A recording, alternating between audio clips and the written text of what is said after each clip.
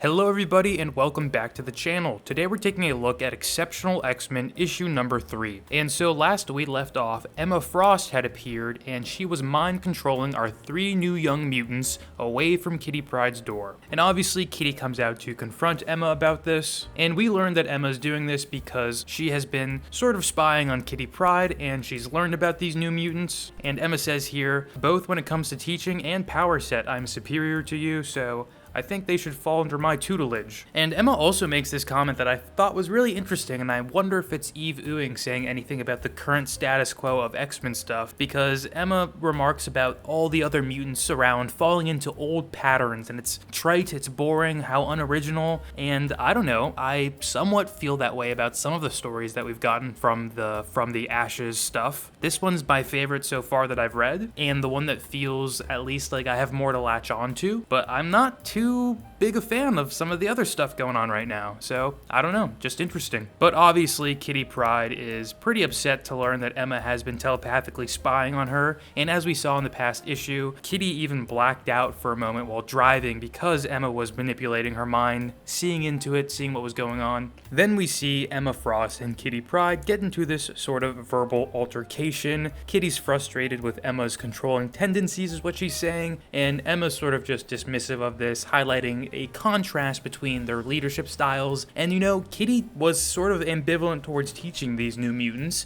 She was maybe warming up to the idea, but Emma's here being like, I'm going to do it. I'm capable of doing it.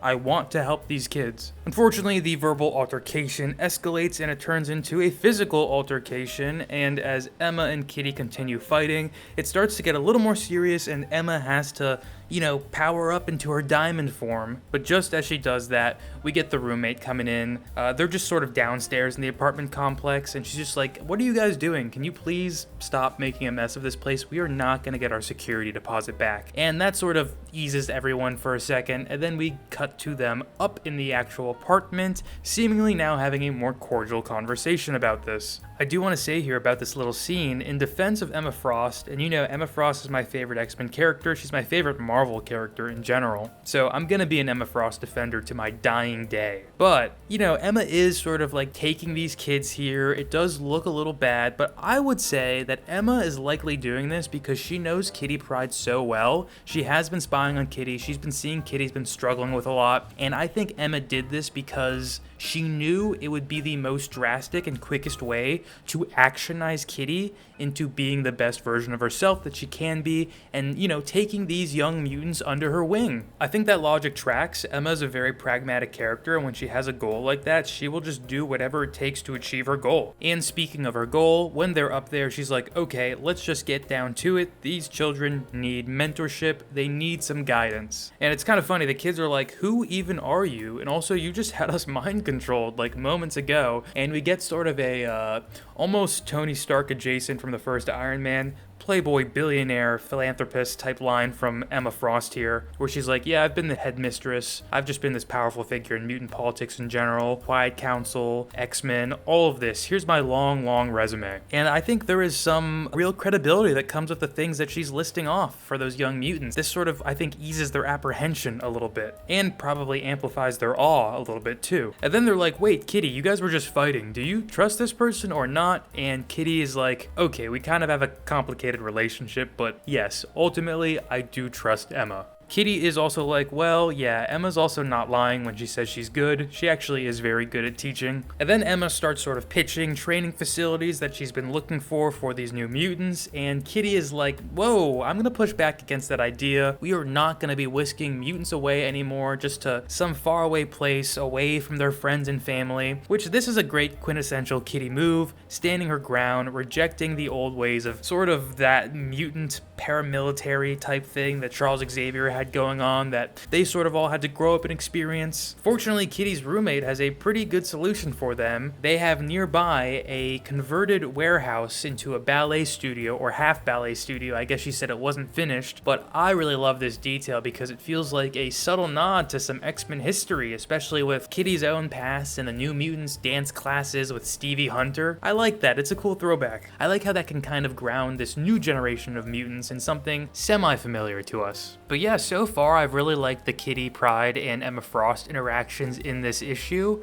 You've got Kitty's moral stances versus Emma's sort of unstoppable pragmatism, but they're still able to work together and find a solution. We then cut to class and we get to see Kitty's teaching style in action, and whoa, what a departure from Professor Xavier's old school. There's no danger room here, there's no combat drills that they're being thrown into. Instead, we're starting with just them focusing on helping these kids develop their abilities in a way that feels personal and also meaningful. Kitty's trying to take the time to really connect with them. She even has them sit in a circle, introduce themselves, and asks them to set their own goals according to their mutant powers. And very quickly, let us run through the students' goals. First, we've got Trista, whose goal is pretty straightforward. She just wants to not hurt people. Since her ability transforms her into a super strong metal form, that totally makes sense. And you can already see maybe there's some internal conflict she's carrying with that. We then have Alex, who just wants people to stop confessing their deepest, darkest secrets to him. His empathic ability makes him a magnet for this, I guess, so people will just come up and be like, hey, this is all my details of my life and this is all my vulnerabilities. And I could see how that could be pretty grating on the soul as well. And lastly, we have Tao, who says that her goal is to simply not suck at phasing, which if you recall from the first issue, Kitty Pryde even had to help her phase out of a beam that she had phased into, so that makes sense. They also turn this exercise around on Kitty and ask her to say what her goal is, which is quite simply to teach them some ways to stay safe. We also then very quickly get this, comic book justification for, hey, we need code names. Everything's crazy with mutants lately. We need to protect our identities. And Trista has already sort of come up with code names for everyone. She's drawn a little image here, and we get that Tao is going to be melee, Trista is going to be bronze, and Alex is going to be Axo, like axolotl. First impression of the names, I don't really like them, but I could see them growing on me, I guess, but they're just pretty simple names that don't seem like they're gonna become iconic to me, but maybe I'm wrong. And that's not so big a criticism, the names. And it's kind of funny because it even seems like these children want to go down the sort of paramilitary hero route, and Kitty's like, oh, okay, like these are cool names and all, but you guys don't need to be like superheroes right now. We just need to teach you what you need to know to survive and thrive with your mutant abilities in the world, okay? And if you're wondering where Emma Frost has been since she was the one that wanted to really get the ball rolling on all this, well, she makes her entrance here fashionably late, and truly fashionably because what she's brought is some costumes for our new mutants. Also, small note, but it frankly threw me askew that she calls them costumes.